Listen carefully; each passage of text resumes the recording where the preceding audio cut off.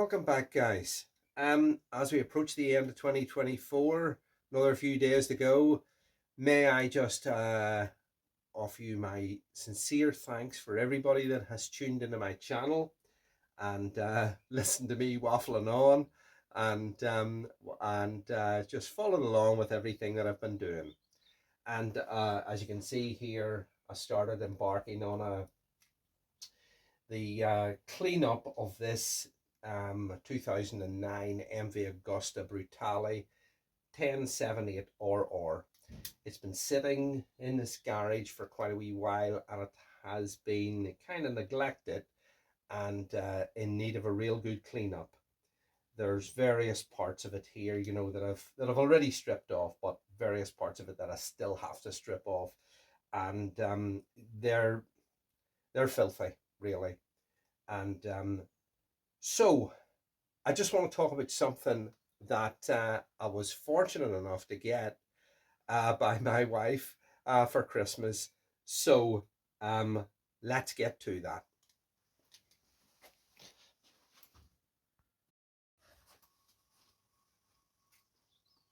So like I was saying there regarding cleaning parts, what I have been doing really since I started doing this kind of work has always been, and it's been fine, but it has always been just using something like you know, this stainless steel roasting tin, or you know, like a cat litter box or cat litter tray.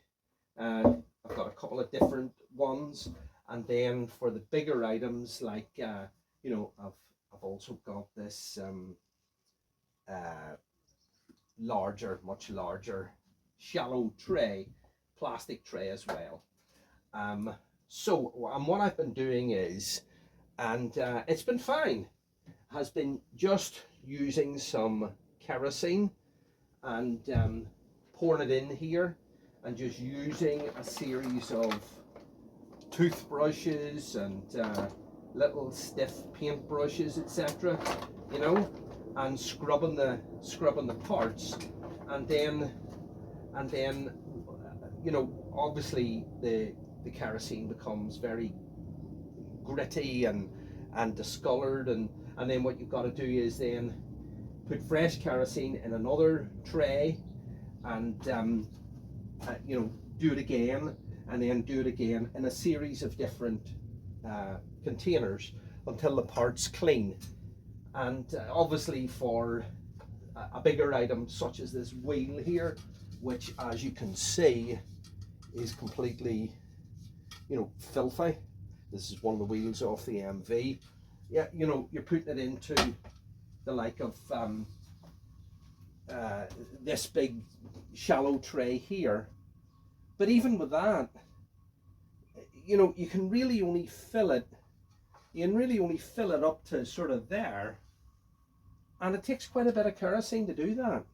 And you know, and then, you know, and that only sort of submerges a tiny wee bit of it that lets you work at it, and then whenever you're done, you're sort of lifting this and it's sloshing about, and you're trying to sort of pour it into another sort of like container of some description, and you know, you're wasting an awful lot of solvent. I mean, you could be using a water-based solvent, a degreaser, or anything really, whatever takes your fancy. I just find like kerosene is relatively cheap, and or diesel or something like that, but there's an awful smell off diesel. But even so, you're sort of going through an awful lot of it, and you're trying to kind of you know, when you're done with cleaning the parts, and you've got trays sitting everywhere full of dirty contaminated kerosene or whatever it is, then you're having to decant it into some kind of container, take it down to the amenities facility, drive down there and dispose of it, and get rid of it. So look, I have always, obviously you guessed by now, it's a parts washer. I always wanted a parts washer, and you know, for years. But like everything, you kind of think, well, they're a bit of money, and do I really want to? I mean, do I have the room for it for a start? And then what size of a one should I get? And I mean, I know you can get smaller ones, and they go onto the bench because it's not something you're going to be using every day. But even at that, you're kind of thinking, like everything, when you get something like that, and it works well, like a ultrasonic cleaner, whatever it is, and I've got one over there too. Kind of, whenever you get one, you kind of think, wish I had bought the bigger one, because you know what I mean. What happens if I want to be cleaning a swinging arm, or I want to clean like a wheel, or a cylinder head, or something that's bigger than that would fit in there, and at the same time you don't want to sort of end up with this big thing, and here you can only really sort of use the bottom of it. You know what I mean? You're only sort of at the bottom part of it while you're cleaning it. So I wanted a parts washer, and it's sitting there. My wife bought me this for Christmas. It's a 20-gallon one.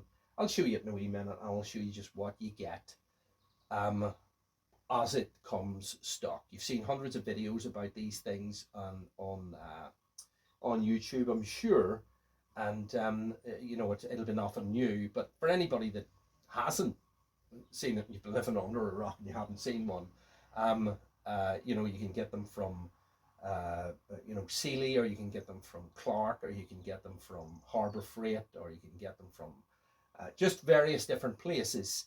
And this is the one that I wanted.